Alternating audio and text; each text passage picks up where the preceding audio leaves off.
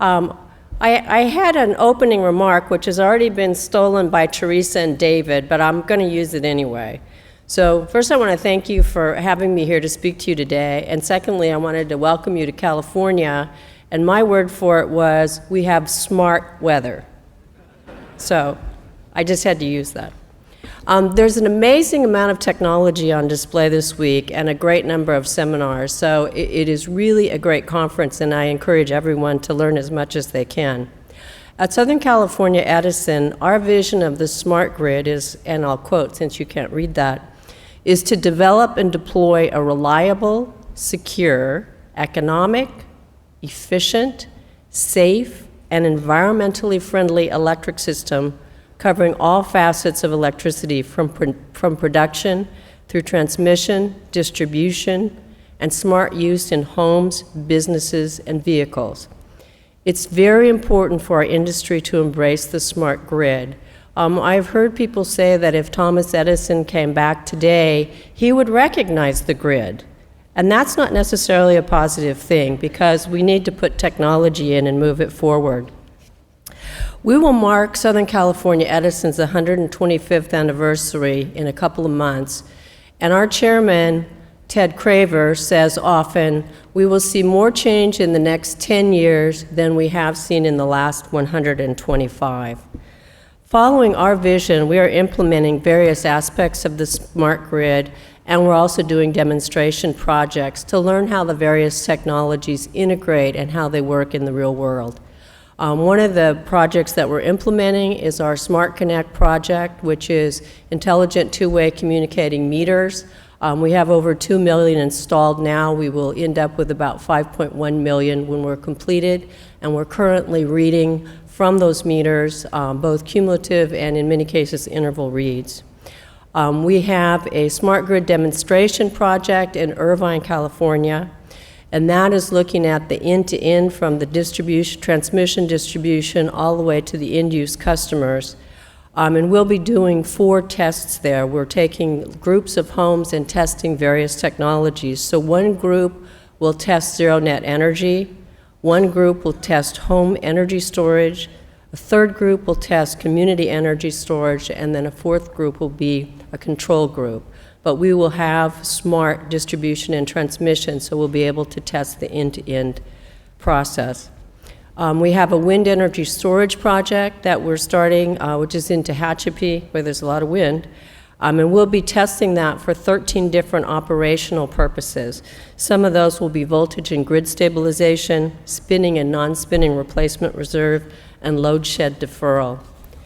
And then we saw earlier plug-in electric vehicles. We've been doing a lot of work on this, and a key here is to make our customers' experience good when they buy a vehicle and bring it home. So we've been working a lot on our processes to make sure that the customer has a smooth experience, and also looking at what the impact on our distribution circuits are, because these cars can look like adding homes onto the transformer and the circuit, so we need to make sure that we're capable of serving the cars as they go forward. And these are all really exciting projects, and they'll help us understand how to build this smart grid and how it's going to work on a practical day-to-day basis. But today, I would like to issue a call to action to this group here. What we have not yet done well as an industry is defining the benefits of the smart grid for consumers and for regulators. There's a lot of media attention on the smart grid. Our folks looked, and there was over 28,700 articles last year on the smart grid and smart meters. Obviously, California was a subset of that, but in California, 40% of those articles were unfavorable. All of us here need to focus on the benefits of the smart grid, and they will have to be in cost savings, in reliability improvements, and in customer benefits, and we need to be able to explicitly state those.